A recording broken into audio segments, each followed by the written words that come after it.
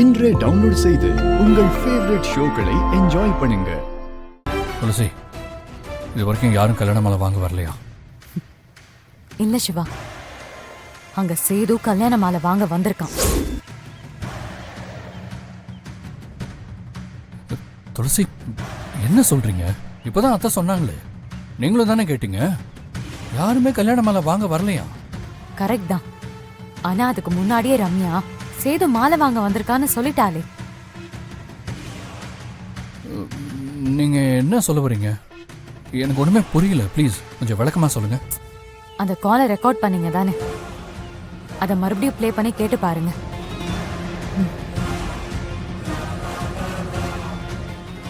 Hello மாமா, இங்க சேது மாலை. சிவா, நான் அத்தை பேசுறேன்ப்பா. அந்த சேது இங்க வரலப்பா. நாங்க இங்கே தான் காத்துட்டு இருக்கோம். கல்யாண மாலை கேட்டு கூட இங்க யாரும் வரல. கேட்டீங்கல்ல, அத்தை அங்க சேது வரலன்னு தானே சொல்றாங்க. சிவா, நீங்க ஏன் முதல்ல இவ்வளவு இன்னசென்ட்டா இருக்கீங்க? உங்க பத்மா அத்தை பேசுறதுக்கு முன்னாடி அந்த சேதுன்னு ரம்யா ஆரம்பிக்கிறாளே, அதுக்கு என்ன அர்த்தம்? புரியல, என்ன அர்த்தம்? அங்க சேது வந்திருக்கான்.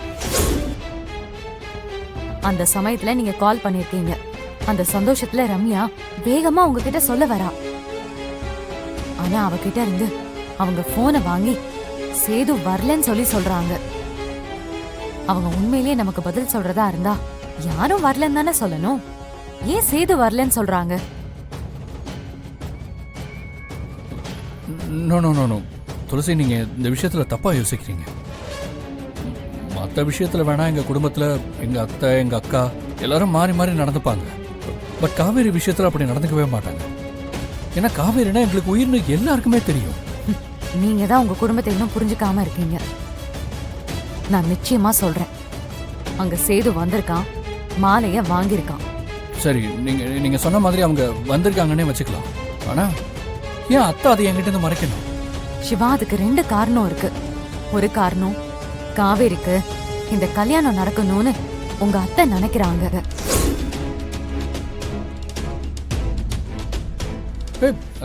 அவங்க ஏன் அப்படி நினைக்கணும்? இந்த கல்யாணம் நடந்துச்சுன்னா உங்க குடும்பத்தோட கோவம் மொத்தமும் ஜனனி மேல திரும்பும். ஜனனிய மலேசியாக்கே அனுப்பிடுவாங்க. அப்படி அனுப்பிட்டா அதுக்கப்புறம் ரம்யாவை உங்களுக்கு கல்யாணம் பண்ணி வச்சிடலாம். அதுக்காக தான்.